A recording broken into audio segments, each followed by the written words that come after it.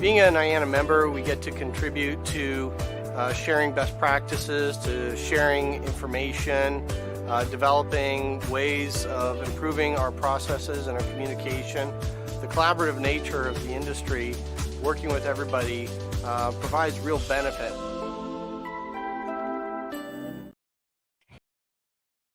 Hey, supply chainers, wherever you are in the world, this is Sarah Barnes-Humphrey with you today.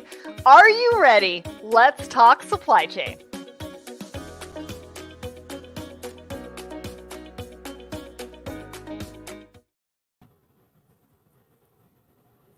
Good morning, good afternoon, and good evening, and good night. I'm Audrey Ross. I'm joining you from Toronto. My current role, I'll introduce myself, is the Import and Export Compliance Specialist at Orchard Custom Beauty. And we specialize in beauty tools, cosmetics, and bath accessories. We're a private labeling company, and we operate in about 20 different countries around the world. So that's something that keeps me super busy, and it was keeping me busy this morning before I kind of came on the show. So welcome to Thoughts and Coffee. I'll let you know that we have our sponsor Fastenal today. So what are your business supply chain challenges? Too much inventory on hand? Too many disruptions and stockouts? Are there too many steps and touch points involved? Fastenal can tailor a solution from automated bins that monitor your inventory 24/7 to vending devices that help you track and control the products that keep your business running. Go to fastenal.com/LTSC to see how. Fastenal, where industry meets innovation. So today's a fun day. We have a good friend of mine and Sarah's, Demo Peristines, is joining us as guest. So we'll bring him up in a moment. But first, we're going to look at what's happening in the Let's Talk Supply Chain world. So our episode this week is on the podcast, episode 327, and that's with Enveo. And so the podcast episodes look at different companies and kind of give you a really interesting view onto the day-to-day specifics of what they do in the industry. So this episode looks at Enveo, a logistics software brand, which is a parcel TMS provider, which enables end-to-end supply chain visibility. And Sarah got to speak with Kobe Nilsson, the CEO and co-founder, to just talk about that company, how they're letting data tell the story, and the importance of sort of the predictive analysis, which is something we're all looking for. So that's episode 327. You want to check that out. I'm curious to see who we have joining. I wasn't looking at the comments. Okay, here's Rob joining in from Mount Juliet in Tennessee. So let us know where you're from in the comments, and definitely be sure to ask any questions you might have there, so that we know sort of what's happening in your world as well. Next up, we've got some upcoming events. So, of course, LTSC is always doing quite a few events. We've got the Intelligence Perspective is actually coming up today. So it's every second Tuesday at 1 p.m. Eastern Time. That's sponsored by Overhaul, and it's with host Danny Raymond. And he's going to be looking at how to partner with local law enforcement to protect your cargo, which is something that I don't think a lot of us are aware of. Maybe if you're in the trade compliance space, you know kind of what the availability of that is, but that should be a really interesting episode. And that's later this afternoon. Also coming up, we're going to have an exciting episode. One of my kind of favorite shows in the series is the LogTech Live with Eric Johnson. And he's going to have a guest, Miriam Posner, on, and they're going to be talking about unlocking the power of data, digitization and human capital impact. So this is, again, looking at an area of the industry that we may not spend a lot of time in. So those are some of the upcoming episodes. Of course, you can follow Let's Talk Supply Chain on LinkedIn, which obviously most of you are doing anyways. I've got Larry tuning in from the center of the universe, so that must be just outside of Toronto. That's what happens. That's what we get referred to. And we've got Bill from Tampa. It's probably the weather has to be a little bit sunnier and nicer where you are, or I'm assuming, because when I was in California a couple weeks ago, it was quite rainy and overcast, which I think maybe I stereotype geographical locations and maybe need to adjust my thinking on that. but welcome to everyone who's tuning in today. So I'd like to bring up my guest, Demo, and he's going to tell us a little bit about himself and his super weekend that he just had. Hey Audrey, how are you? How are you, everyone? I'm good. So you're joining us from Panama, but you were telling me you were driving from like one side we're on one side of Panama? Yes. Panama it's so logistical that we cross ocean to ocean every day to go to the office. Yeah. And I was in my daily commute from the Pacific side of Panama to the Atlantic side of Panama, where IPL is located. So it's a pretty nice trip every day. So it's just 55 minutes commute. So that's very unique for a country like that. And so glad to have to be here. Yeah. So tell us a bit about what keeps you busy day to day. What's your role at IPL? Well, I'm the co-founder and the chief commercial officer of IPL.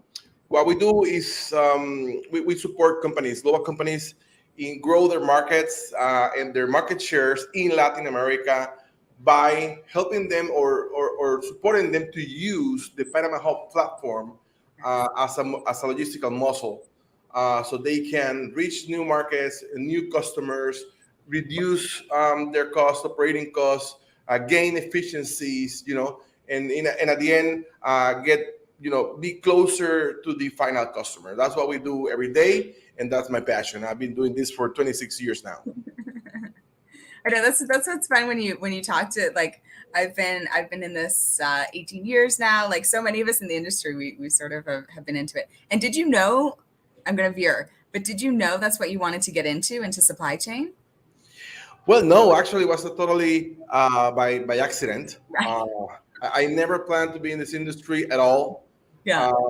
It's a complete accident just for supporting a relative that had a need, and he asked me to support him for 2 weeks or 3 weeks, and I ended up being here all my life. I love it. I think it's important for people to kind of hear how we got into it, because some people do, like, they get in, they do the schooling, they do, like, it's their path, that's what they know they want to do, and then the rest of us are just like, I'm gonna do this for a couple of weeks, see how it goes, and then you're like, okay, 20 years later, here we are. You know what's interesting now? I'm also, besides all what we do here at IPL, we're also supporting a lot of universities, and we're supporting innovation. So this very week, we have 4 U.S. universities visiting IPL. So after this meeting, I have University of Miami. Tomorrow, I have Ohio State with Terry Esper, a great friend of mine, and Steve Denuncio. We got Northern Illinois tomorrow, and El Paso, Texas on Thursday. So oh my gosh. Yeah, and that's for fun. That's the fun part. Yeah. So tell me a bit about, you had a very exciting weekend, and because I'm so impressed by, like, you've really gotten into this activity. Tell us a bit about what you were up to. Well, on Sunday was a big event in Panama. Was the Ironman 70.3 in Panama City. I participated in a relay team on that event, and my wife did it completely. So it was a huge experience, beautiful experience on that, and we became fans of doing sports. We started a year ago exactly. After we saw the Ironman, we were like, doing power walk on the area where the Ironman is held. So we saw it last year in February. So we decided to join the event and participate and train. So it has been a very nice year. We had to develop, those training skills and discipline to hit the pool in the mornings, to do long rides on the bike. And I don't run because I have a bad knee, but my wife does it all. She's a marathoner, so it's now our family activity. It's what we do now, and we travel doing sports. I also became an open water swimmer, and I have a race next month in Colombia, and I have another race in Panama in July. So long distance swimming events. So that's what I do now for fun and to take out a little of the stress we have in supply chain. I need something like that. So hardcore sports just to take that out. I find that too. It's like it's like you're working out until you sweat, or you're doing something for like with such intensity that, yeah, it sort of blocks out the, the You know stress. what? The thing is that I'm on the pool with a snorkel and I'm swimming. I'm thinking on how to solve my problems, how I get this container out today. It helps a lot. It helps a lot. Trust me. That like motion of movement helps you, Yeah, helps yeah, with clarity. 100%, 100%. I love it. I love it. So tell us a little bit about what's happening in Panama right now. Like Sarah and I usually do like a little bit of a market update. We talk a little bit about the ports or the situation at hand, like how, there's lots of different congestion points and problems around the world, but what's going on in Panama? Well, Panama right now is totally normal in Yeah. order to operations, crossing containers. We are now seeing, and that's probably one of the topics we are talk later about the freight rates from Asia. So slow, but from other origins are very high yet. So it's kind of crazy on that. So we will talk about that later, right? Yeah, for sure. Yeah, so everything is going well. Port activity is there is no congestion, not at all. So Yeah. everything is moving smoothly here in Yeah, Panama. and it sounds like what I think when I talked to you last year, it sounds like too there's always quite a bit of infrastructure development going on at Yes. the port. Like I really feel like the companies and the government really support this industry Yes. and those activities. So it's Yeah. usually very positive. Yes. Actually, on the Atlantic side where I am right now, we have three major ports, international ports, in a very small radio. But now a fourth port is in construction right now. It's a port that we Oh, will be owned by a subsidiary company of MSC. wow. So that will be adding additional 2.5 million TEUs capacity to the Atlantic side of Panama. So Okay. that for sure Panama right now is number one country in transshipments in Latin America. Yeah. Adding those additional 2.5 million TEUs to that capacity will for sure put Panama way ahead of whatever other country that try to compete, right? So Yeah. that's very good, but because and that facility or that terminal owned by a subsidiary of MSC, number one shipping company, it's an additional muscle for the business owners, for companies that they need to understand how that works and how to use that in their benefit, Yeah. right? That's what we do. That we help companies to do it. To understand. I love it. Yep. Let's jump to so every Wednesday, Let's Talk Supply Chain does a poll of the week. And so last Wednesday was International Women's Day. And so the poll was around how many women are on your supply chain team. And so the choices were sort of less than 25%, about 50%, more than 75, and then sort of leave your insights below. So how do you find your team for are you I voted we're about 50% on my team. How do you find your team Yeah. building? In my business company, we are 60% women, 40% men. Yeah, nice. Yeah. Yeah, we had So- quite a few comments that were kind of like, 67% or almost 70% of the teams, most of our management. We have one of the teams here is women only. So I think it's for a lot of us, I think it's having that metric of visibility to make sure that I think it offers the accountability for how we're doing our inclusion, right? And how we're doing our hiring and making sure that we're sort of getting a wide range of different candidates. What do you think? Well, it will really depends on how you think your business. In our case, particularly, we are not just try to have more women in our team, but also in terms of inclusion, we only hire people from the region, the city where we are. Right. We try not to hire people from other, even though it's so easy to come from, let's say, from Panama City to Cologne.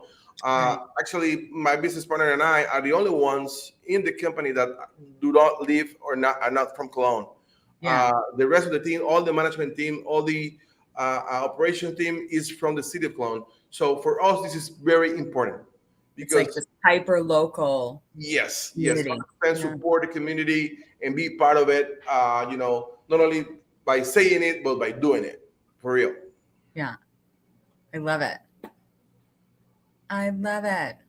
Right. So next up, we've got a couple of articles that we were talking about today. I did switch out one of the there was one article on inflation, and I switched it out for something on cookies, but I saw that not a one. surprise. So we're going to start with there's an article out on Supply Chain Dive. It is Meaty hires CPG veterans for supply chain and operations. So a little bit about the article is Meaty Foods has hired operations and supply chain leaders with years of experience in the CPG space.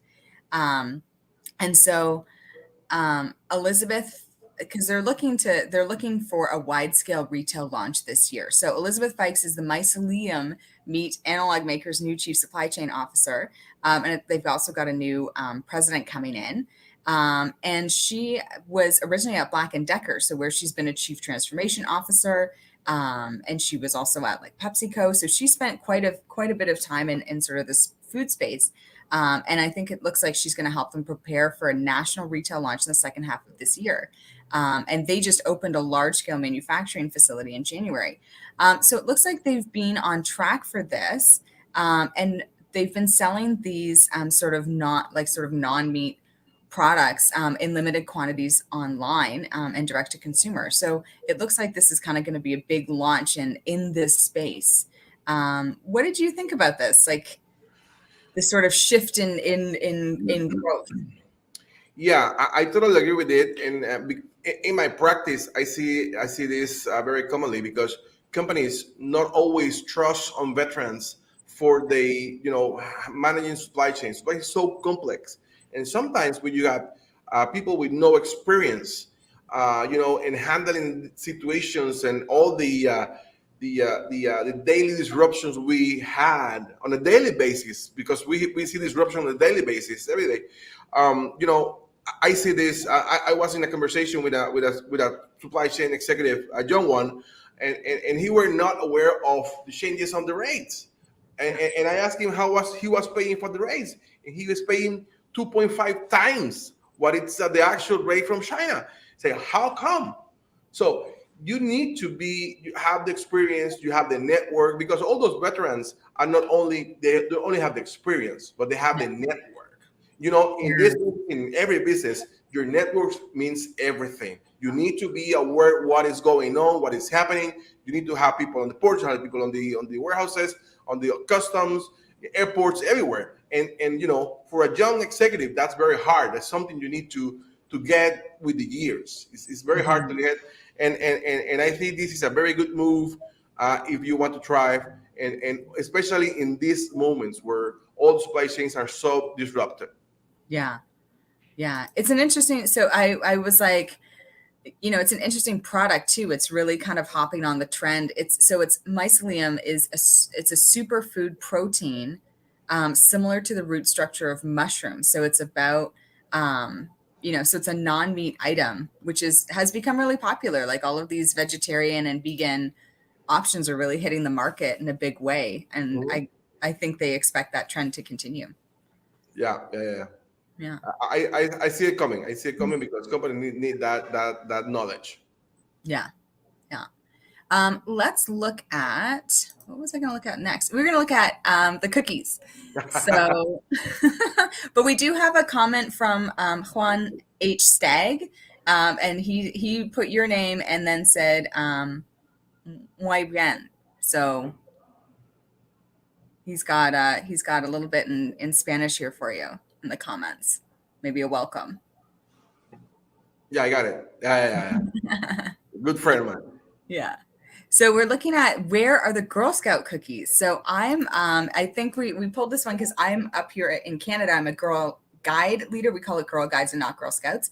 But so I guess in the US, they're having a supply chain issue with cookies. So they've been having, sort of everyone's been having these supply chain shortages, just like you talked about.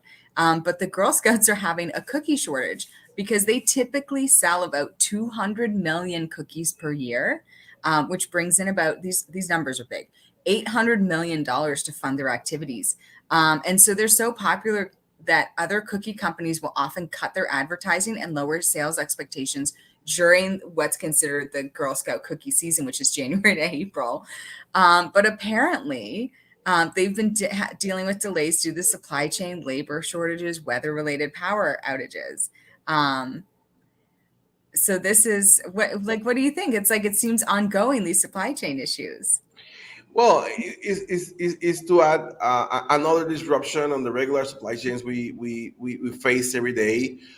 This is probably one of the 1,000 cases we see in business somehow disrupted because they don't have the raw material, they don't have the processes, the people. I see the new flavor was a disaster, said Bill.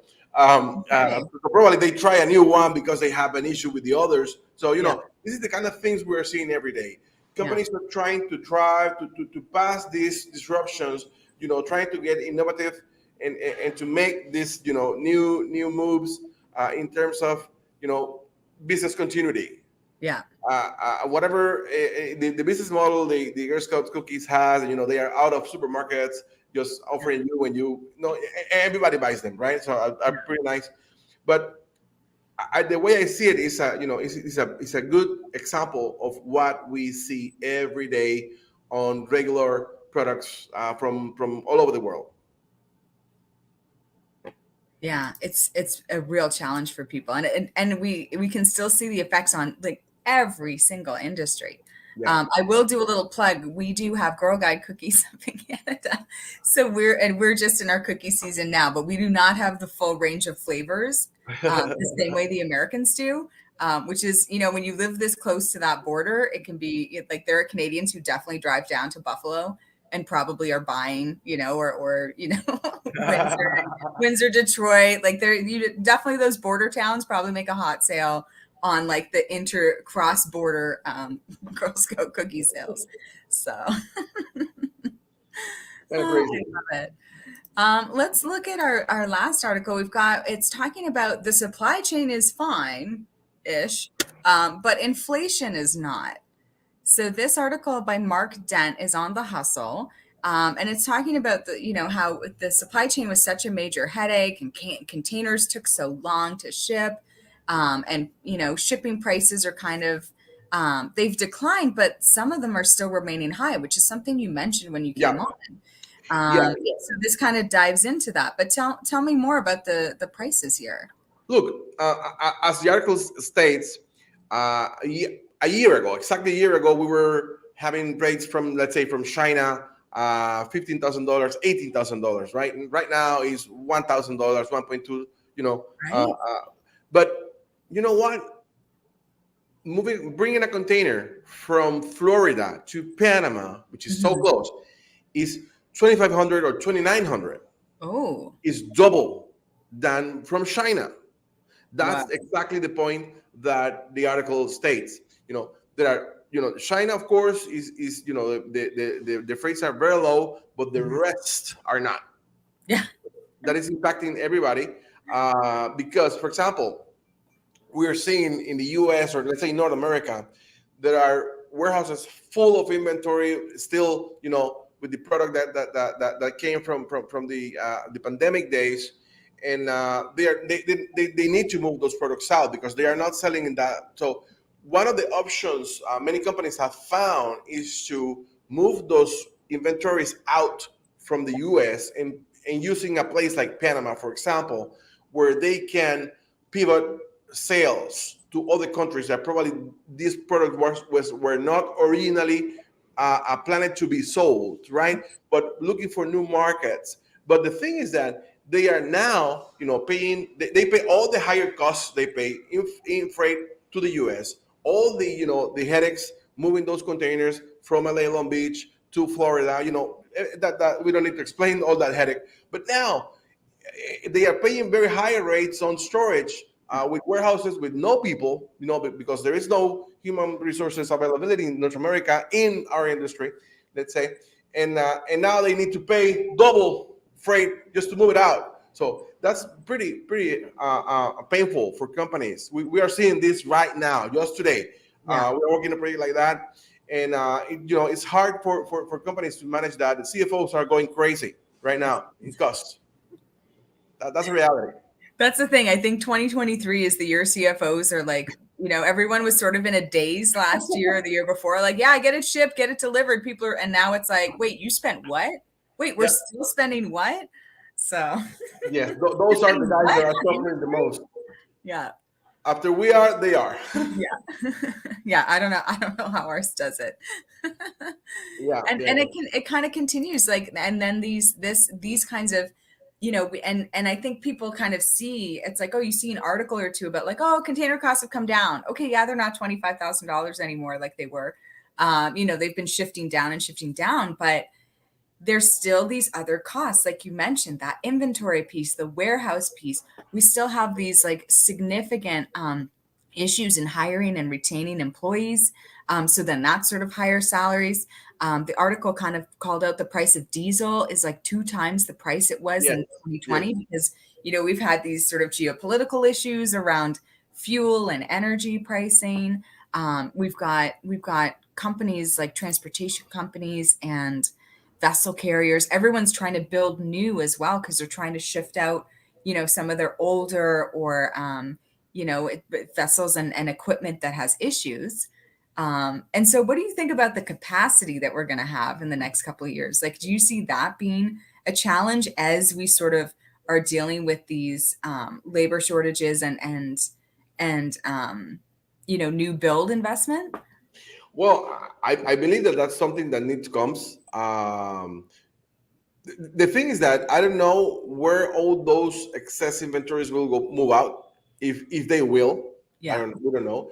I believe that companies still need to find ways to move that products out and find other markets. That's the way I see it. But for example, we have probably we will face, and we are facing right now in Panama, a lack of capacity for storage. Yeah. Because make all the sense to make that move I mentioned. You're paying here 50% less than in the US or more than that. Yeah. Right. But the thing is that, all that, move of inventory from North America, it's coming, and that it's, and probably those investments need to be done, not only the US, but also the US too, to support that capacity. And companies, I think, need to plan on disruptions. You still see some colleagues thinking on before 2020. I don't know why, but they are still thinking of that. Yeah. And they didn't understand that the world just changed and the industry just changed. So we need to plan ahead on having these issues. And of course, CFOs hate this because they need to plan on additional costs to keep the business moving. So, but it's something we all need to understand and all need to apply in a regular basis, right? Yeah, this idea that it's like we're going back to where you're like, no, we're not going back there. That was a nice place. We had a great time, but now we're doing this. And yes, on the, people say, hey, the rate from China just dropped back. Let's move it. No, it's not the same thing. No. Things are not the same. No. So I think that will be the hardest part to understand. People, again, if people in supply chain still think that, imagine the people in regular business. They are not in our industry. So it's very hard to teach and try to share the message about what is going on for real. Yeah. And risk planning can be so hard because, like you say, you're actually spending money, but it's like we have to think of it as we're investing in the security and safety of our supply chain for the future. Like you're investing this money now, but it's really for next year. It's really for, having that, like these plans where you're like, I want to try and forecast as best as I can with our crystal balls. But we really want to be making those investments now into like what we can try to, anything that you can try to contain or gain some stability around. That's where we want to make the investment. And when you think about additional investments on cybersecurity, it's going nuts. Every day we see that we need to put more investment on that too. It's something that probably we were not so aware before the pandemic. Was sure a reality, but now, if they can hit these huge global companies, imagine small businesses. So it's another cost that need to be considered in order to have those new I like to say muscles Yes. for moving those cargos and make that business a move. I love it. I love it because the Iron Man, you're all about the Yes, yes. but it's such a good way to describe it, right? It is building out that, it takes routine, it takes practice. I love it. Yeah, it's resistance, because companies that doesn't have that capacity, Yeah. they just, they ended up losing business or spending a lot of money because they don't know how. Yeah. So what we try to say is, let me show you how you can get that efficiency into your business, right? Yeah. Well, that we're out of time because, of course, this is like the fastest 30 minutes in the supply chain. But thank you so much, Demo, for being here and being my guest. It was so great to hear about what's going on with you and also with Panama. Thanks to everyone for tuning in today. And let's make it a great week in supply chain. Beautiful, beautiful. Thank you, Audrey. Thank you, Sarah. And let's go to supply chain.